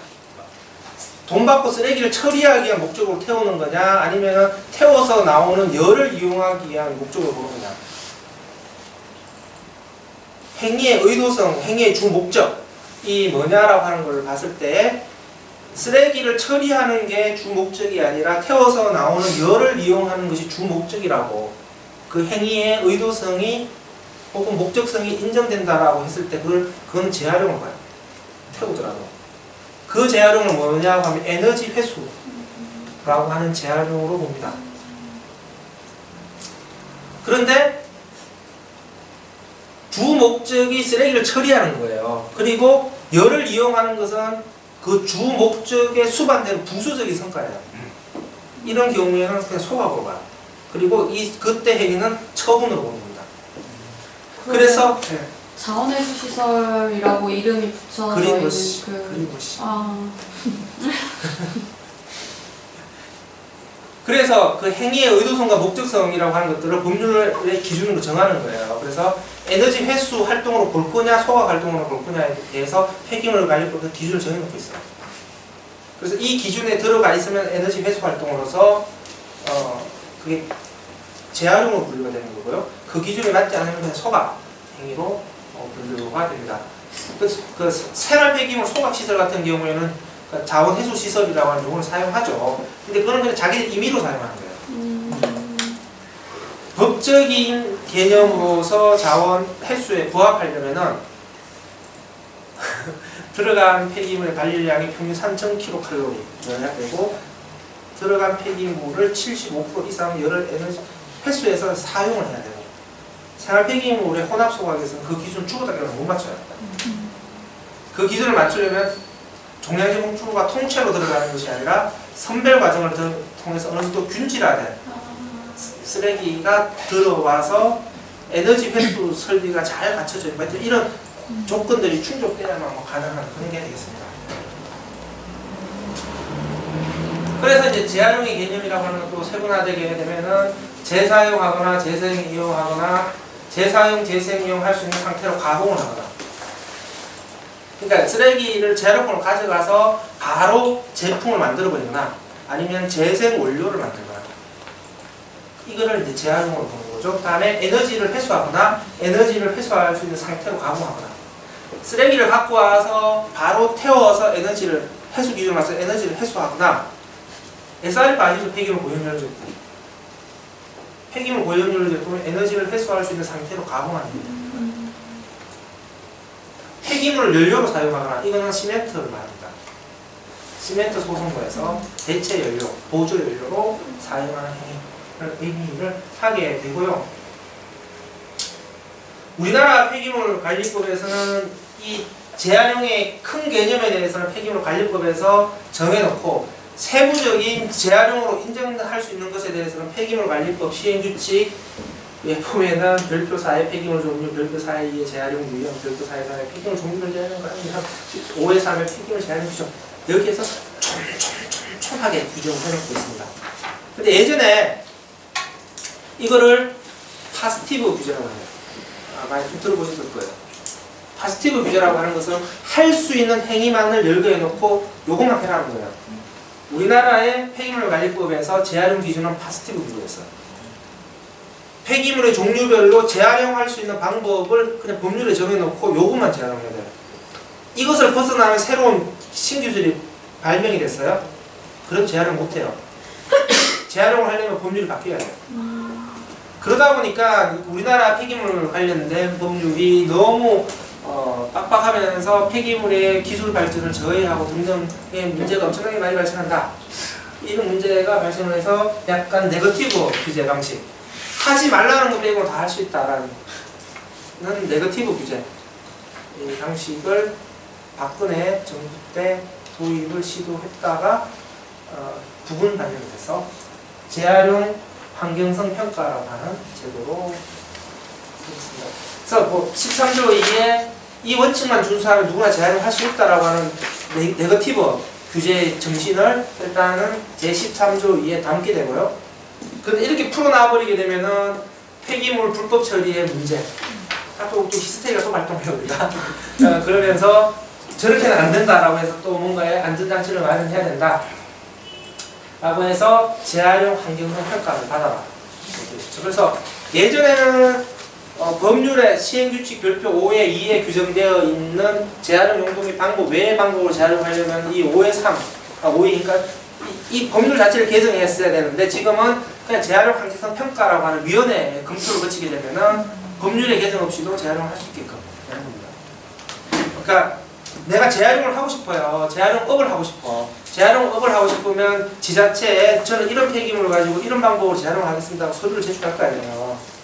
서류를 제출하면 지자체가 쭉 평가해서 이거는 폐기물 관리법에 이 용도 방법이 없습니다. 처리 허가 신청을 받을 수가 없습니다. 이렇게 반리를 해줄 거예요. 그러면 이 사람이 다시 이걸 가지고 환경성 평가 검토 신청을 해요. 그러면 환경성 위원회에서 평가를 해서 승인을 해줘요. 그러면 승인서를 가지고 다시 지자체에 하게 되면 지자체에서는 이제는 됩니다 라고 해서 제한 허가를 땅땅땅 해주는 거죠. 뭐 이런 절차를 거쳐서 가야 된다라고 하는 겁니다. 그럼 넘어갑시다. 이게 박근혜 정부 시절에 일어났던 약간 시대의 삽질인데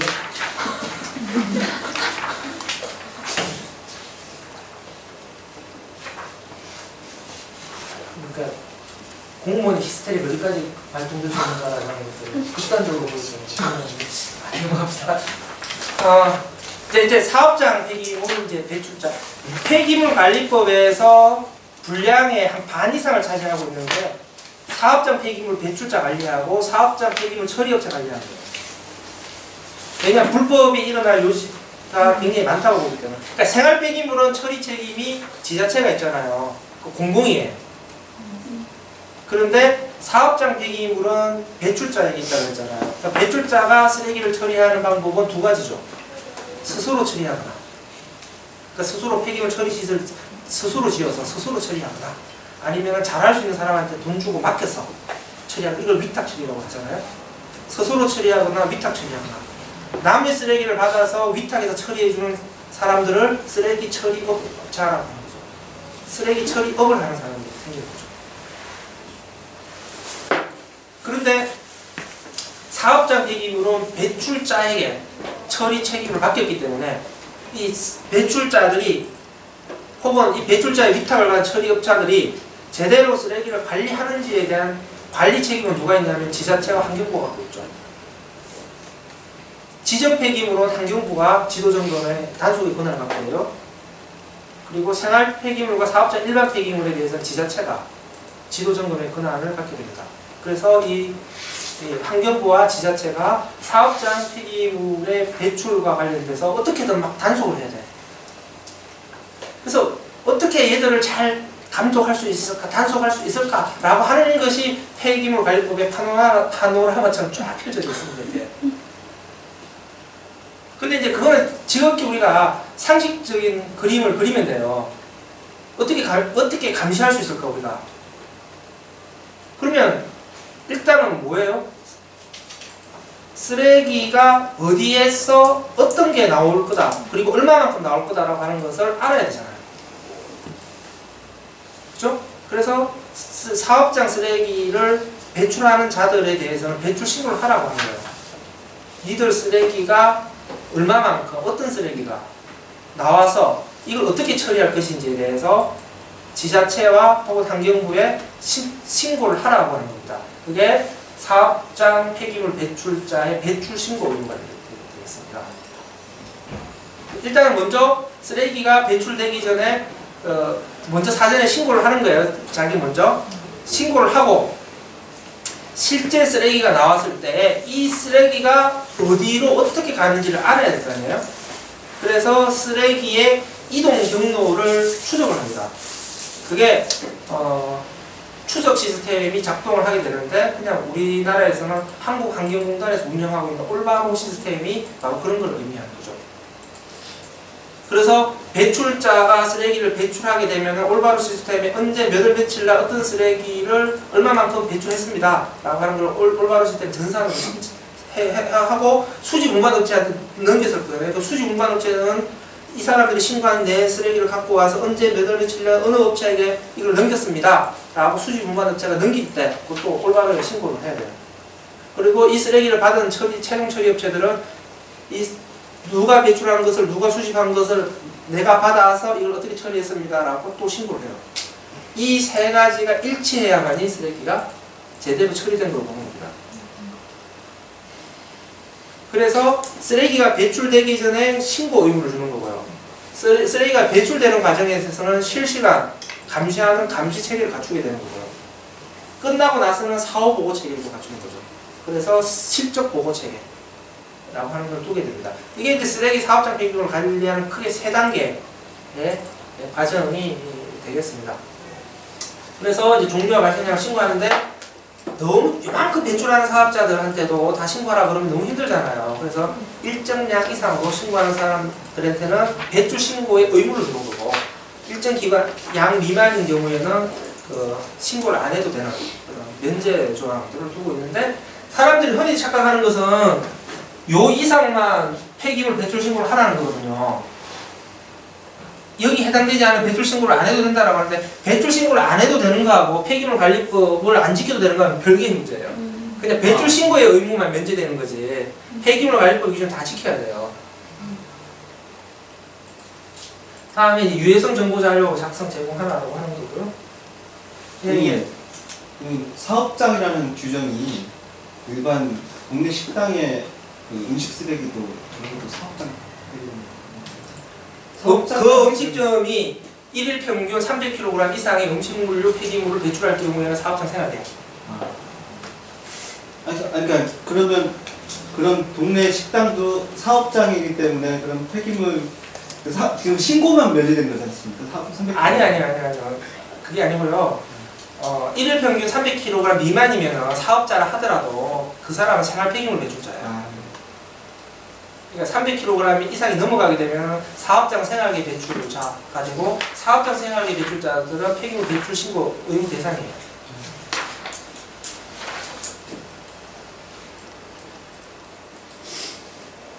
그래서 신고를 하도록 되어 있고요. 다음에 이제 지역 폐기물 같은 경우에는 조금 더 일반 폐기물보다 좀 더 강화된 신고 의무를 갖게 되고 이렇게 이제 위탁 처리할 수 있도록 아까 설명드린 내용이 그런 내용들이고요. 위탁할 경우에 이게 폐기물 아마 법 하시는 분들은 아마 환경법 하시면서 폐기물 쪽 하신 분들은 좀 오래된 고전적인 논쟁인데 배출자에게 처리 책임이 있다라고 얘기했잖아요. 배출자의 처리 책임이 어디까지 가는 거냐라고 하는 것이 환경법 내에서 예전에 꽤 오래된 논쟁 중에 하나예요. 그런 거죠. 이제 내가 위탁을 했잖아요. 위탁받은 업체가 폐기물을 불법 처리했어. 그 불법 처리의 책임이 어디까지 귀속되는 거냐? 배출자까지도 그 책임이 있는 거니까 배출자 책임의 원칙이기 때문에 위탁업체가 잘못을 했을 때 그 위탁업체에게 맡긴 처리자가 사실은 진짜 책임을 져야 되는 거 아니냐고 이런 거 있잖아. 이런 논쟁들이 있어요. 그게 나중에 뭐 방치 폐기물의 처리 책임의 문제와 다음에 그 폐기물로 인한 오염이 발생했을 때 오염 피해 대상의 문제하고 이런 여러 가지 복잡한 문제가 연결되면서 사업자의 배출자의 처리 책임이 한도가 어디까지냐 이런 부분이 있는데 그냥 폐기물 관리법에서는 그래서 사업자랑 배출자가 폐기물을 위탁할 경우에 수탁 능력 확인 의무라고 하는 거죠. 그래서 그러니까 내가 폐기물을 위탁할 때에 내 폐기물을 위탁받는 처리업체가 이 폐기물을 제대로 처리할 수 있다라고 하는 그런 능력이 있는지를 확인하고 주라는 거예요. 이 확인을 했으면 이제 잘못을 저지르면 이 처리업자가 잘못인 거죠. 그런데 수탁 처리 능력 확인이라고 하는 것 자체가 배출자가 뭐 일일이 하기 힘드니까 그냥 환경부에서는 두 가지만 확인하면 수탁 처리 능력 확인을 한 걸로 봐줘요. 첫 번째, 인허가 받은 업체냐. 그래서 인허가증 사본으로 보게끔. 두 번째, 방치 폐기물이 발생할 경우에 보험을 들었느냐. 그래서 방치 폐기물 처리 이행 보증을 했느냐라는 걸 봐요. 폐기물 처리 업체들은 항상 폐기물을 다루잖아요. 그러니까 폐기물을 다룰 때에 현금이 들어오는 건 언제? 폐기물 받을 때 처리비를 받을 때 돈이 들어오잖아요. 요때 수익이 발생하고 폐기물 처리할 때는 자기 비용이 들어가잖아요. 그러니까 이 비용은 적게 하고 많이 받아서 하는 게 수익을 극대화하는 행위니까 이 사람들이 폐기물만 잔뜩 받아놓고 처리를 안 해서 먹튀할 가능성이 있는 거잖아요. 이때 발생하는 게 방치 폐기물이에요. 그러면 이때 방치 폐기물은 국가가 치워줘야 돼요. 그래서 폐기물을 전문적으로 다루는 처리업체들은 항상 이런 방치 폐기물을 만들 위험성이 있기 때문에 안전장치가 필요하다. 그래서 방치 폐기물 처리 이행 보증이라고 하는 보험제도를 도입한 거예요. 그래서 공제조합을 만들어서 공제조합이 니들이 알아서 이제 스스로 남의 그 연대 책임을 하거나 아니면 서울보증보험에 보험 가입해서 하거나 이런 방치 폐기물 처리 이행 보증보험 제도를 도입하고 있는데 그러니까 수탁할 때 쟤들이 방치 폐기물 보존보험에 가입했는지를 확인하라는 거죠. 그러니까 니들이 쓰레기를 수탁해서 혹시라도 이게 방치 폐기물이 됐을 때 이거 치울 수 있는 안전장치가 되어 있는지를 확인하고 주라는 거예요. 이게 수탁자의 처리 능력 확인 의무. 그러니까 폐기물 배출자의 수탁 능력 확인 의무 같은 개념이 이게 되겠습니다.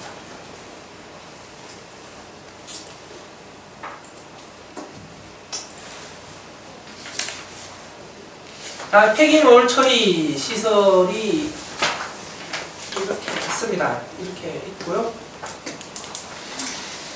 이게 아닌 시설은 폐기물 처리 시설이 아닙니다.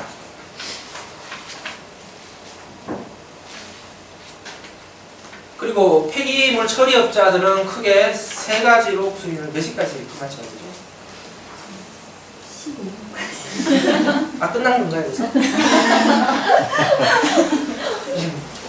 폐기물 관리법만 다 끝나는 거네. 조금만 설명을 드릴게요. 폐기물 처리업체들은 이제 수지 운반업체, 처분업체, 재활용업체 이렇게 세 가지로 구분돼요. 처분업체들은 이제 뭐 최종 처분은 매립을 하는 업체를 말하는 거고요. 중간 처분업체들은 매립하기 전에 매립을 좀 더 쉽게 해주기 위한 중간 전처리를 하는 업체들을 말합니다. 그러니까 열 처리를 하는 업체는 소각업체를 말하는 거고요. 그다음에 기계적으로 부수거나 압축하거나 생물학적으로 발효를 시키거나 이런 건 뭐야? 기계적 중간 처분업체, 생물학적 중간 처분업체, 화학적 중간 처분업체 뭐 이렇게 된 이름을 갖다 붙이게 되는 거고 소각장하고 매립장 두 개 다 하면은 최종 처분업자, 종합 처분업자가 됩니다. 이제 재활용업자들도 중간 재활용업자, 최종 재활용업자, 종합 재활용업자 이렇게 구분이 돼요. 그리고 중간 재활용업자들 같은 경우에는 사실은 폐기물 관리법에서 규정되어 있는 재활용 용도 및 방법 기준을 충족시키지 못하는 행위를 하는 사람들을 말해요. 그러니까 플라스틱을 녹여서 펠렛, 쌀알처럼 녹여서 만드는 게 재생원료라고 하는데 요렇게까지 만들어야 재활용이 종료된다라고 하는 건데 중간에 이렇게 녹여서 이렇게 재생원료를 뽑아낼 수 있는 설비를 안 갖추고 플라스틱을 선별만 하는 행위를 하는 사람들이 있단 말이에요.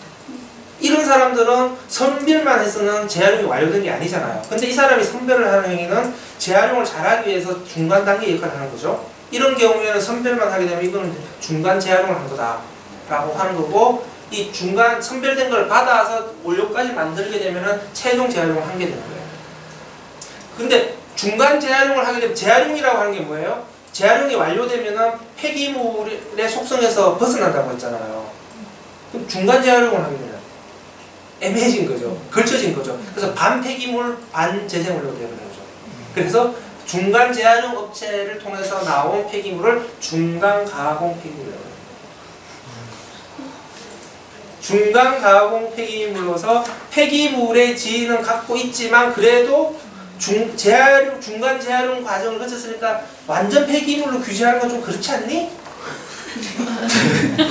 그쵸? 그래서 중간 가공 폐기물에 대해서는 일반 폐기물에 비해서 조금 더 수지 운반 등의 완화된 기준을 적용시켜줘요. 그리고 중간 재활용 업체들에서 나온 중간 가공 폐기물은 반드시 최종 재활용 업체들이나 종합 재활용 업체들한테 보내야 돼요. 그리고 최종 재활용 업체들은 반드시 중간 재활용 업체들한테 나온 중간 가공 폐기물만 받아야 돼요. 네. 그러면 폐기물을 바로 받아가지고 재생원료까지 바로 뽑아야 되는 업체는 어떻게 해요? 종합 재활용 업체. 원래 좀 이상한데 그렇게 해석돼버린 거예요. 나중에 원래 종합재활용업이라고 하는 거는 중간 재활용업하고 최종 재활용 두 개를 같이 하는 업을 종합재활용업이라고 하는 거거든요. 종합처분업자처럼. 근데 이렇게 환경부가 법률 개정에서 분류를 해놨더니 대부분의 재활용업체들은 폐기물을 받아서 바로 재생원료나 재활용제품 만들잖아. 얘들은 어디야? 중간 재활용업자야, 최종 재활용업자야. 최종 재활용업자라고 얘기하기는 야 최종 재활용업자는 폐기물 바로 못 받잖아. 중간 가공 폐기물만 받잖아. 이렇게 당기고 벙찐 거야. 그래. 야 폐기물을 받아서 최종 재생원료까지 나오는 공정을 생각해봐. 중간 재활용하는 공정을 거치잖아. 그래서 한 라인이라고 하더라도 이건 중간 재활용, 이건 책임 재활용, 종합 재활용이네. 이렇게 해서 종합 재활용 하는 걸로 정리가 된 겁니다. 그 중간 재활용 단계에서 선별을 하고 나서도, 그러니까 얘를 재활용을 할 수 있다, 할 수 없다 이렇게 나누잖아요. 그러면은 재활용을 할 수 있는 게 중간 가공 폐기물이 되는 거고, 재활용을 할 수 없는, 그러니까 이거 뭐 매립해야 된다거나 단체 쓰레기라고 하는 얘네들은 그러면 어떻게 되나요? 폐기물이죠. 그냥 폐기물. 그러니까 폐기물을 중간 처리, 그러니까 중간 처분이든지 중간 재활용이든지 그걸 중간 처리라고 해요.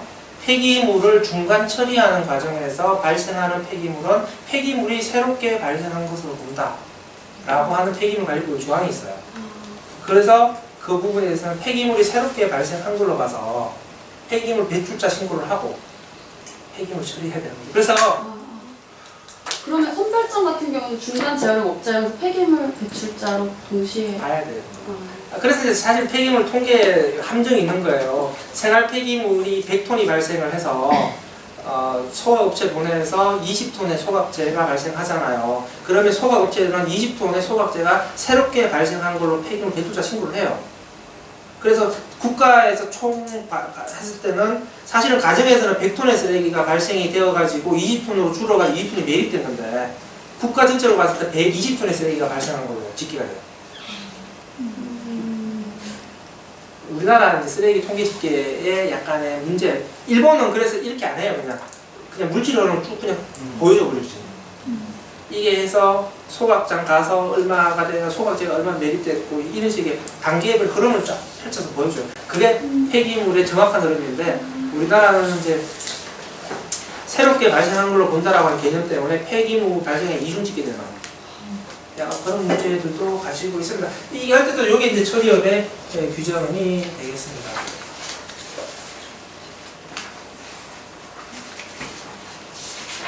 폐기물 처리 신고자라고 하는 거는요, 그 폐기물 공정이 단순하거나 유해성이 없거나 하는 사람들에게 허가를 받게 하게 되면 너무 과학하다라고 해서 허가 절차를 굉장히 간소화 신고로서 남의 다른 사람의 폐기물 가지고 이용할 수 있도록 해주는 그런 제도를 말합니다.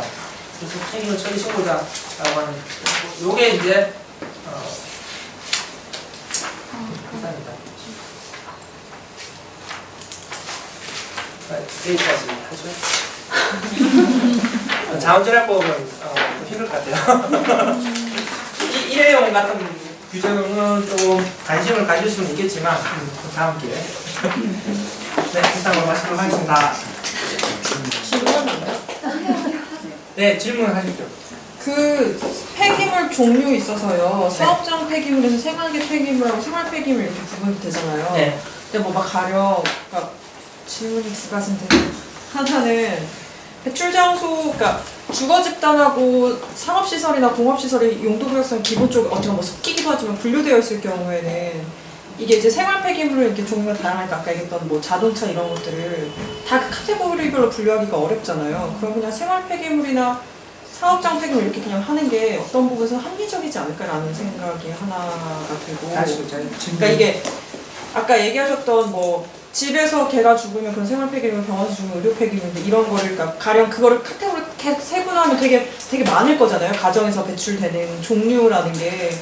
그랬을 때 이제 사업장 같은 경우는 관리하고 다루는 물질이라는 게 상대적으로 조금 있으면 그걸 구분해서 배출을 하는 게 좀 자동차 회사라고 한다면 관련한 배출이라는 게 좀 그렇지 않을까라는 생각이 들어서 생활 폐기물, 사업장 폐기물로 이렇게 그냥 단순하게 구분 짓는 게 그러니까 그게 뭐 아까 얘기했던 자동차나 이런 것들이 가정용 폐기물에서 종량제품으로 나간다 하더라도 그걸 되게 세분화하기 어려우니까 합리적이지 않을까라는 생각. 그러니까 사업장 폐기물 안에서 생활계 폐기물을 별도로 분리해와서 따로 배출하는 게 낫지 왜 이거를 굳이 사업장 폐기물로 넣어가지고 복잡하게 하냐라는 질문 같은데. 아니에요. 아니요. 그럼 그냥 그건 전 나중에 제가 하고요. 다른 한 가지는 두 번째 질문은요. 생활계, 그러니까 그러면 그런데 뭐 식당이 300톤 이상 나오는 식당이 있고 그 식당 위로 막 주거단지가 있고 이러면 음식물 쓰레기라 하더라도 사실상 동일한 음식물 쓰레기인데 어떤 부분은 생활계 폐기물로 사업장 폐기물로 배출이 되는 거고 음식물가, 뭐 오피스텔이 이렇게 있고 밑에 식당이 이렇게 있으면 음식물 쓰레기라 하더라도 똑같은 카테고리로 구분될 수 있는 쓰레기인데 이거는 생활계로 배출이 되고 이거는 생활로 배출이 되고 이런 게 약간 섞여 있을 것 같다는 생각이 들거든요. 산별로도냐 단위로도냐 이런 거. 아니면 그러니까 그거는 오피스텔은 다 개별 배출자로 가요. 아니 근데 만약 그렇게 했을 때 그 밑에 상가나 이런 것들이 같이 있으면 상가도 다 개별 그것도 다 개별. 아니 왜냐면 상가 하나하나가 다 사업자 등록을 따로 한 사업자들이잖아요. 그러면 아파트 단지에서 나오는 종량제 봉투는 사업장 생활계를 봐야 되고요. 그러니까 이게 주거로 인해서 발생된 쓰레기하고 자기 영리축으로 인해서 발생된 쓰레기는 네. 다른 종류의 쓰레기인 거예요. 그러니까 영리축으로 인해서 발생된 쓰레기라는 거는 사실 세금이 들어가서 자기가 책임져야 되는 그런 법적 개념이 있는 것 같아요. 그럼에도 불구하고 300kg 이하일 때, 이상, 그러니까 그거에 따라서 지금 달라지는 건데, 근데 통계상에서는 사업장 생활계 폐기물이라고 해도 생활 폐기물로 해서 통계가 나오지 않나요? 네. 따로 돼요. 그러니까 생활 폐기물, 그러니까 통계에서는 생활 폐기물은 가정 생활 폐기물 이렇게 분류가 되고요. 사업장 생활계로 분류가 되고 두 개를 합쳐서 그냥 생활계 폐기물이라고 하는 통계. 근데 세부 통계는 다 구분돼요.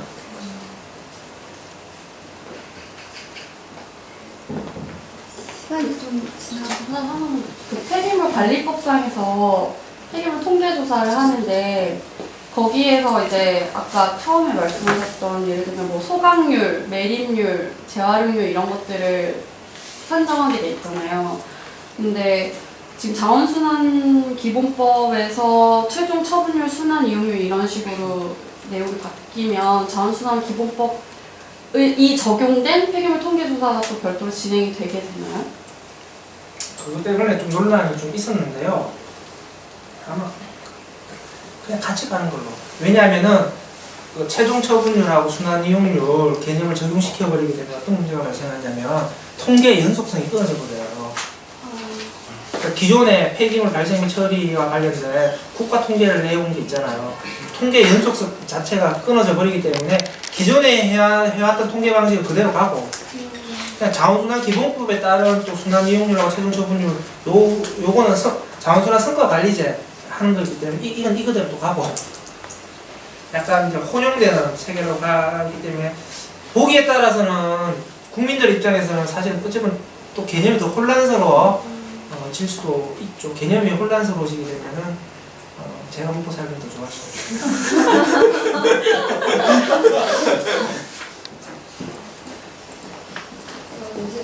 소장님 강의 너무 재밌게 해주셔가지고 질문이 이렇게 많은 적이 없었던 것 같습니다. 감사합니다. 네, 감사합니다.